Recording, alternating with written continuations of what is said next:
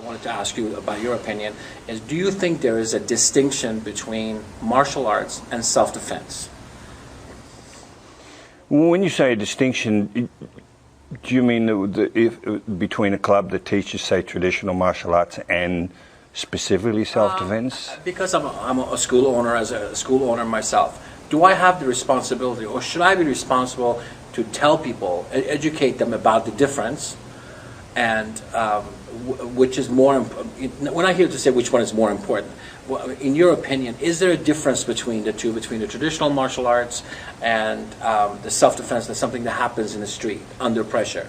And should we, as instructors and school owners, talk about this subject and educate people more? Yes. In a nutshell, yes. Okay, that's the end of this interview. No, I think there is. Obviously, in my mind and in my whole martial arts career, you need both. You can have both. But they are different. The thing that's important, I believe, is balance. Because, when I started martial arts, I was a kid. I'm 11 years old and I'm doing judo. It was very much about the art. And I say the art because, in retrospect, I believe as 11, 12-year-old, there's not a lot I could have done in a real fight situation with judo.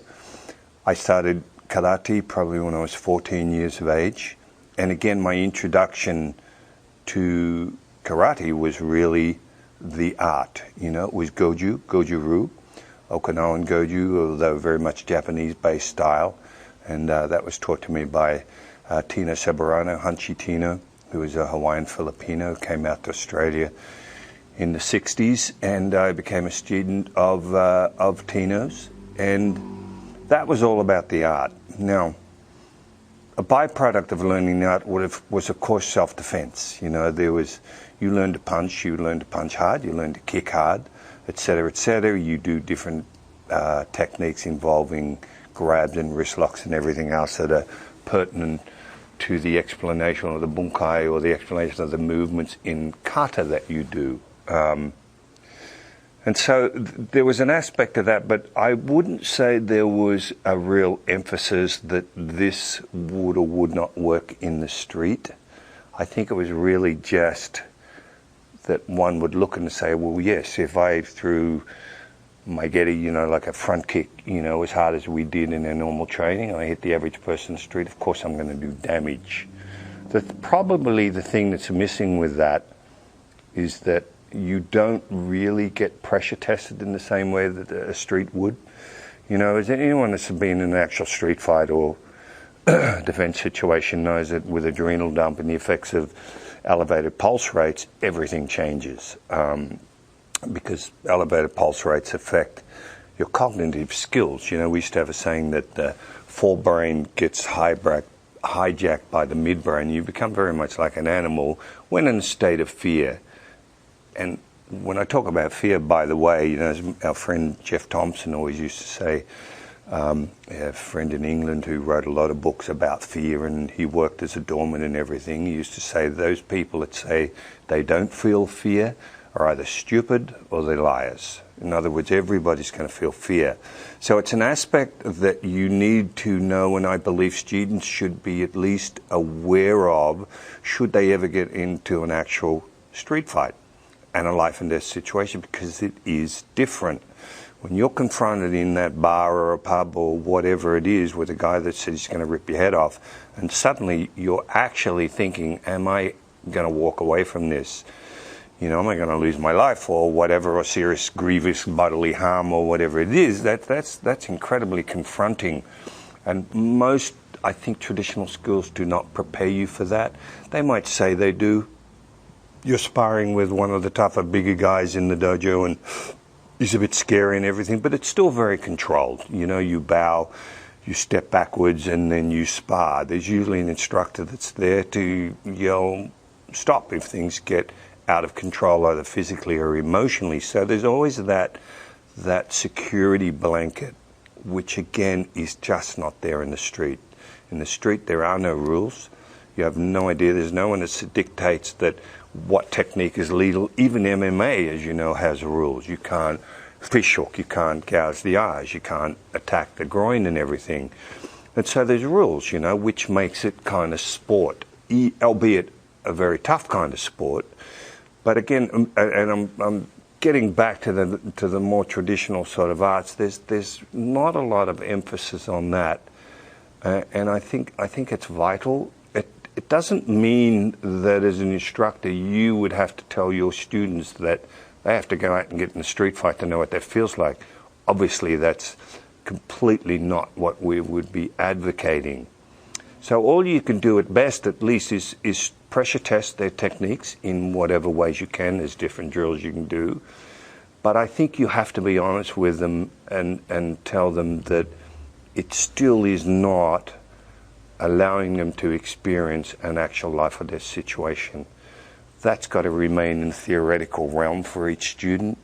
But by at least having been through that myself, you know, working as a bodyguard for 25 years with rock and roll bands, as some of you already know, working on doors, you know, knowing what that adrenalized state, that adrenal dump feels and what it does to your body and your ability to perform complex motor skills.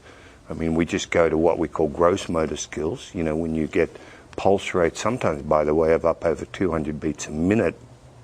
It's almost like being cold. Nothing works. And there's a reason for that. The blood is drawn away from what it calls the non-essential areas of the body to prepare you for fight or flight. You've either got to run like a madman or you've got to fight like a cornered animal, you know. And again, it's very hard to replicate that in a traditional school. Now, you can then go to say, well, then I should maybe go to an MMA school that is really about mixed martial arts. And by the way, I keep saying, for me, MMA refers to what we did, you know, with Zendokai, Bob Jones and myself, you know, it's the instrumentalist style that Bob created back in Australia. We had a lot of dormant, a lot of really rough and tough people in that school. But there was a balance. So you go to MMA, as I said, there's still rules, you know, there's still a ring, there's still a referee, there's still a guy saying, are you ready, are you ready, let's get it on. That to me makes it what I call consensual sparring. I've agreed to fight him, he's agreed to fight me, we're physically ready and everything else. Nobody else is going to jump into the fight, which is unlike the street. You have no idea when you're standing in that crowd and one guy is basically in your face who's with him, who his friends are, you know. So those aspects have got to come into it. And again, it's very hard to replicate that in a traditional dojo. So all you can really do is try and give drills and tell people what that is like. So I guess what I'm really getting to is it's essential that there's a balance. Because here's the other thing. I honestly believe that within 6 months, you could probably teach the average person suitable skills that would allow themselves to handle the average street person. I'm not talking about an experienced street fighter or a professional boxer or MMA guy, but the average street person. So I think you could impart those skills in basically a 6-month period of time. So then what, you know? Well, if all you're worried about is does it work in the street, you miss the opportunity to learn the art. And herein comes the thing about that word martial art, that, you know, Rodney King, who I've never met Rodney, has, you know, monkey boxing, he's South African. He did a great little blog about this, talking about martial art, that so many people are so concerned with the martial, the warlike qualities of what we do, and they're forgetting about the art. And the reason that the art needs to be there is to keep you balanced, you know, to learn the respect, the etiquette. The idea of bowing, as I always said, is not so much it's an Oriental and Asian thing that we bow, but it's just allowing your personality to show respect to another person standing in front of you, higher ranks, lower ranks, of those around you, to the dojo as you enter. And that, I think, is very tempering for one's personality.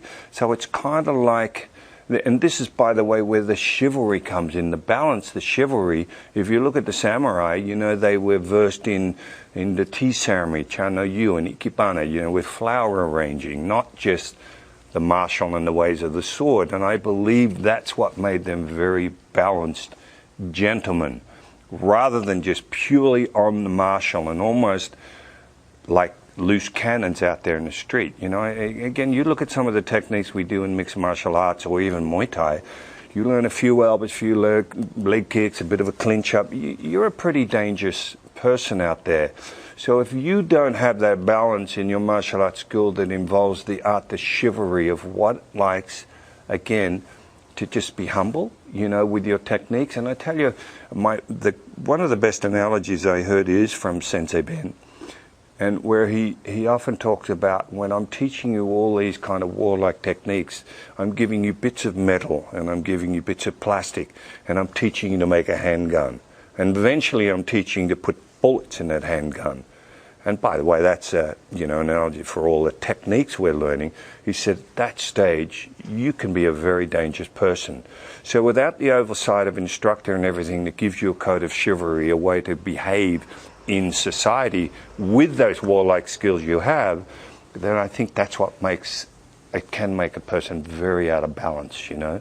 So again, I think as a martial artist, yes, they're different, but you can have both. You can have both, and that's, I think, is a big responsibility of instructors, you know, to pass on that chivalry, that code of honor, that respect, that integrity. Because finally, I can't say again, and I've said this a lot in interviews, I often say to people, it's not the 2 hours on the mat where you're doing all this stuff that makes you a martial artist. It's the 22 hours off the mat. How you behave in society with everybody around you at home, with your kids, with your friends and everything at the local bar. That's what makes you a martial artist. And I think that's an incredible difference. I think that's well worth thinking about with the way we teach our martial arts. Wonderful, Richard. Thank you so much. I look forward to speaking with you again on similar subjects. Thank you, Faraboys. Enjoy it.